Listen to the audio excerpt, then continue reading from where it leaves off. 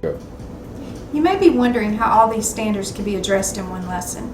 I suggest using flexible grouping. Using your data, group students into stations based on the areas in which they've demonstrated need. I'm going to walk you through how I've conducted these stations, the purpose of each station, and what each involves. In the Riding Hospital, students are transformed into surgeons. The student's riding has been found to be lifeless and in need of at least one life-saving surgery.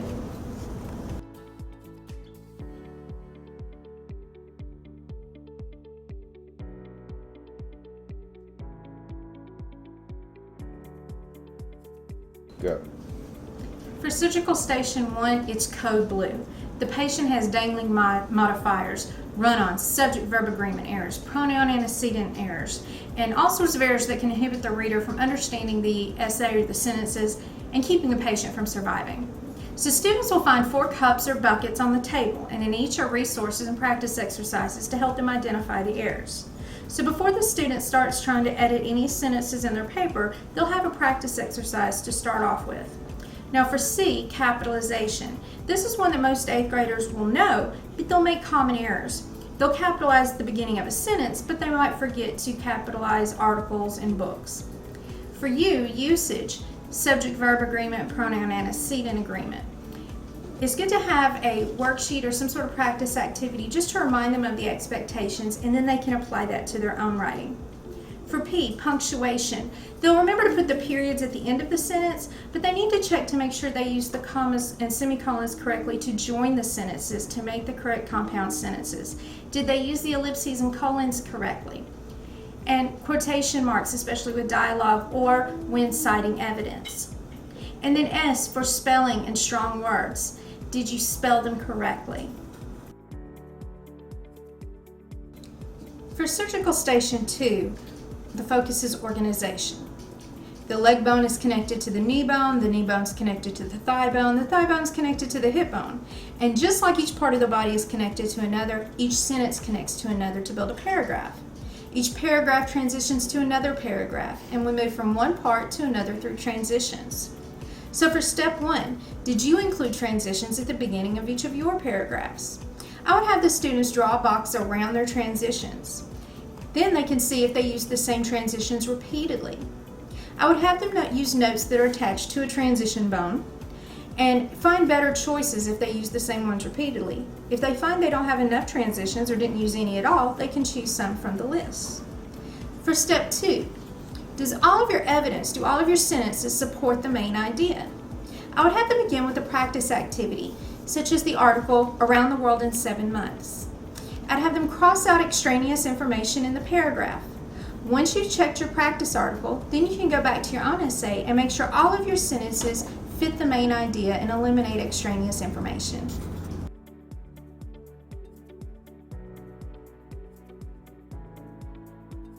Surgical station 3, it's rainbow editing.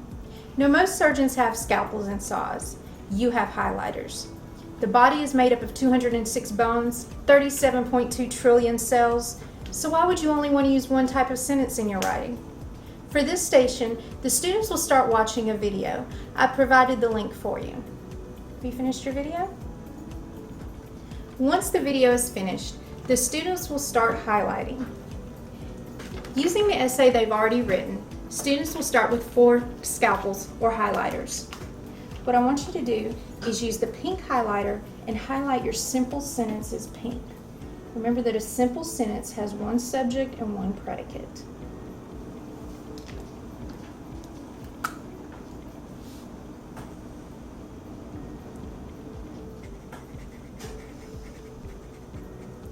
Okay, very good. So what's the subject in that sentence?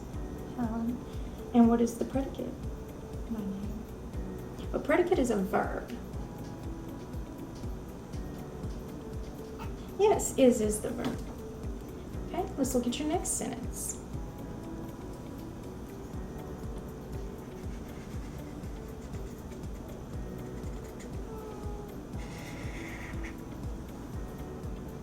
Okay, very good. It is also a simple sentence, and I'm glad you didn't get tricked with that one. It has a lot of preposition and phrases, but it's still a simple sentence.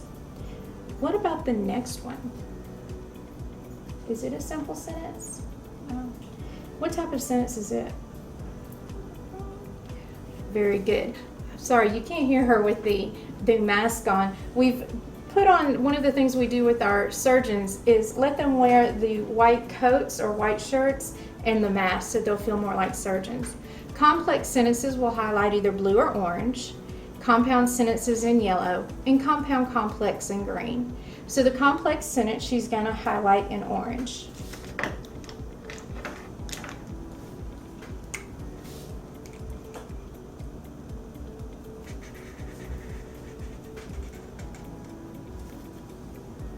Okay, and the next one, our family travels a lot, so this wasn't going to be very different from any other trip.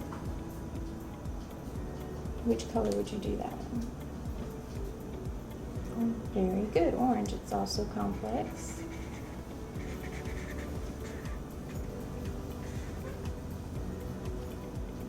My nanny says that we are traveling in first class. Very good. I can't wait.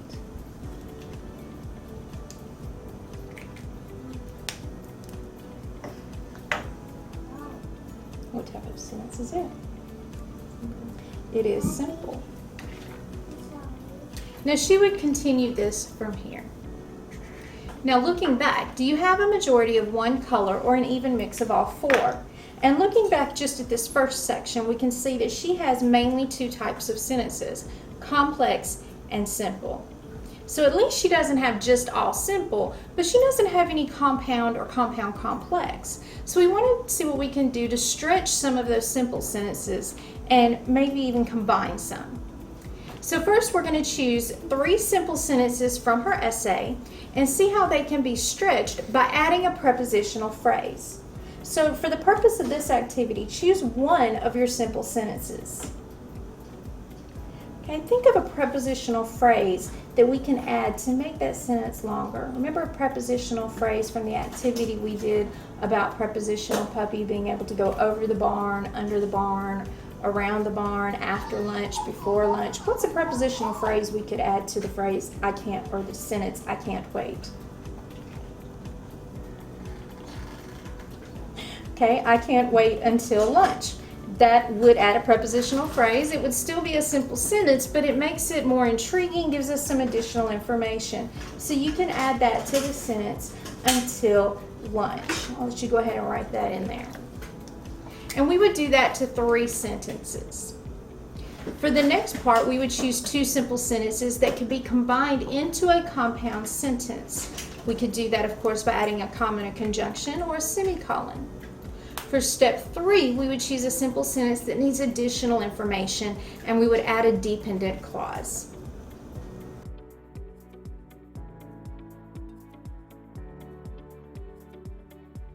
Yeah. For surgical station 4, it's plastic surgery, or word choice. Many people undergo plastic surgery to correct the results of injuries, disease, or just to feel better. Sometimes sentences look weak and boring and need a facelift as well. Grammatically, they're fine, but they need better style and word choice. First, students will start watching a video on word choice. I've given you the link. Students will also be provided with a worksheet on word choice and will select the word that has the most appropriate connotation for the sentence. Next, students will exchange their own paper with a peer, and using a scalpel or a pen, students will circle at least 10 words and 5 phrases that need a facelift. Once the patient has been returned, students will use the devices, Chromebooks, personal phones, iPads, to look up better word choices. Ensure that you have some dictionaries and thesauri available just in case they don't work. Students who are still showing difficulty with word choice will complete a Zaption activity. This includes a video on word choice, but it has activities along the way and questions to help them. Yeah. For the closing of the activity, I use a post-op report. All students, regardless of if they only went to one station or all of them, will complete the post-op report. This demonstrates what changes they made based on what stations they were required to participate in and what they learned from the activity. Basically, they're stating what they did to their patient or their sentences and what they'll take from this activity to apply next time.